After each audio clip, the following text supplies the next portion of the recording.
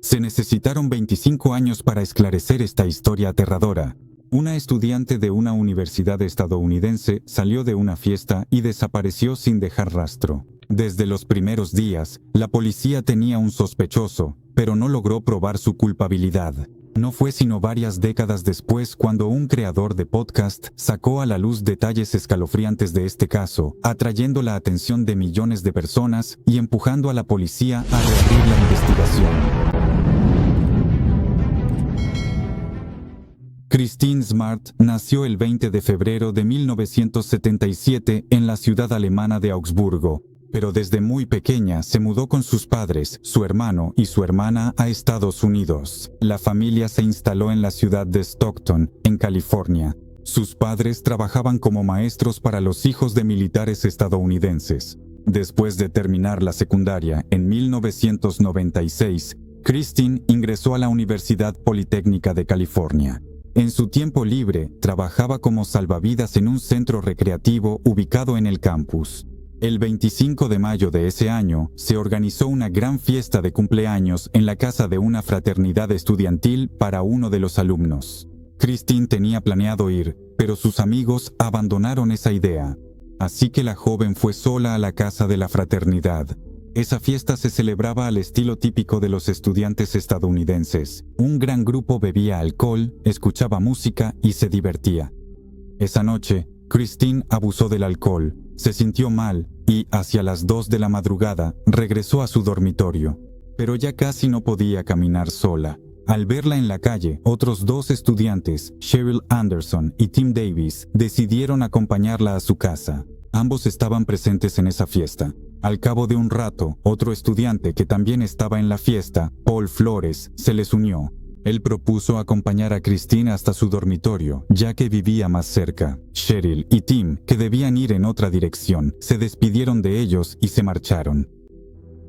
Desde entonces, nadie ha vuelto a ver a Christine con vida.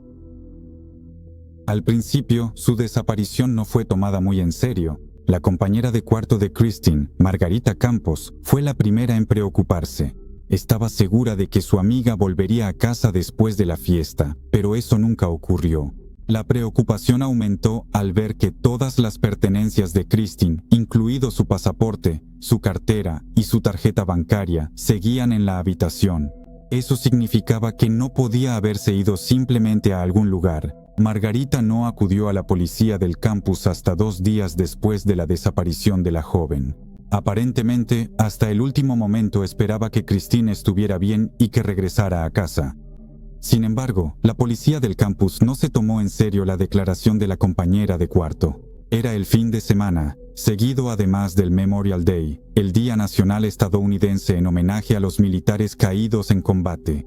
Los policías locales simplemente supusieron que Christine había regresado a su casa, y no les molestó que todos esos objetos importantes y sus documentos se hubieran quedado en el dormitorio. Cabe destacar que la casa familiar de Christine estaba a 7 horas en coche del campus universitario. Es una distancia demasiado grande para emprender de repente un viaje así sin dinero ni documentos, especialmente en plena noche. Unos días después, los policías locales finalmente decidieron hacer su trabajo y llamaron a los padres de la joven. La madre de Christine indicó que su hija no había regresado a casa desde hacía mucho tiempo y que no la había llamado en los últimos días. Esa llamada preocupó a la madre y los padres acudieron a la policía. Pero también en este caso, los policías no tenían prisa por abrir una investigación. Declararon que había pasado poco tiempo desde la desaparición de Christine y que bien podría estar de fiesta con amigos. No fue sino hasta el 4.º día después de su desaparición que comenzaron las búsquedas. Al principio fueron voluntarios quienes buscaron a la joven, pero las búsquedas no dieron ningún resultado. Lo primero que hicieron los policías fue interrogar a Paul Flores, quien se había ofrecido a acompañar a Christine hasta la puerta de la residencia universitaria y debía ser la última persona que la vio. Declaró al detective que habían llegado juntos a la residencia de Christine, luego se despidieron y ella regresó sola a su casa. Después de eso, supuestamente él se fue a dormir de inmediato. Pero rápidamente se detectaron incoherencias en este relato. Los compañeros de cuarto de Paul en la residencia universitaria lo vieron ir a ducharse alrededor de las 5 de la mañana, cuando se había separado de Christine después de las 2. Además, el joven tenía un ojo morado y rasguños en las rodillas. A varias personas que le preguntaron, les dio 3 versiones diferentes sobre el origen de sus heridas. Paul Flores parecía sumamente sospechoso, pero no había ninguna prueba directa en su contra. Había pasado un mes desde la desaparición de Christine y la policía amplió la zona de búsqueda hasta su ciudad natal. Allí, los periodistas amplificaron el caso, apoyándose en la similitud de la historia con la trama de la famosa serie Twin Peaks. Los periódicos incluso mencionaron a ciertos médiums que supuestamente ya habían resuelto el caso. Según su versión, la joven habría sido asesinada por 2 hombres en el campus, luego llevada al borde de un acantilado y arrojada al agua. Por supuesto, estas declaraciones no aportaron nada a la policía.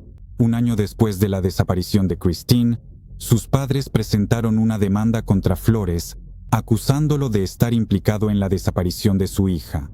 En 1997, Paul testificó bajo juramento, pero solo respondió a una pregunta cuando se le pidió que dijera su nombre. En todos los demás casos, invocó la quinta enmienda, que permite al acusado no testificar en su contra. Después de eso, los padres de Paul presentaron una demanda contra la familia de Christine, acusándolos de haberles causado un daño moral. Pero estas 2 acciones legales no llegaron a nada. La policía no tenía ninguna prueba para responsabilizar a Paul. El 25 de mayo de 2002, en el 6º aniversario de la desaparición de Christine, las autoridades la declararon oficialmente muerta. Durante todo ese tiempo, tampoco lograron avanzar en la investigación. Esto continuó hasta 2018, cuando un residente de California, Chris Lambert, decidió lanzar su propia serie de podcast dedicados a diversos crímenes. En el momento de la desaparición de Christine, él tenía 8 años y recordaba bien esa historia aterradora que vio en las noticias. 22 años después, decidió llevar a cabo su propia investigación y quedó asombrado por la falta de seriedad con la que la policía había trabajado todo ese tiempo. Lo primero que hizo Chris fue hablar con todos los testigos de esos acontecimientos. De los estudiantes de la universidad, se enteró de que Paul Flores tenía mala reputación. El joven había acosado en varias ocasiones a estudiantes, pero eso nunca había dado lugar a denuncias oficiales. Luego, Chris analizó las acciones de la policía y concluyó que habían cometido una serie de errores críticos. Los detectives no fueron a la casa del padre de Paul, Rubén Flores, hasta 2 meses después de la desaparición de la joven. Dado que Paul vivía con su padre, la policía debería haber inspeccionado la vivienda de inmediato.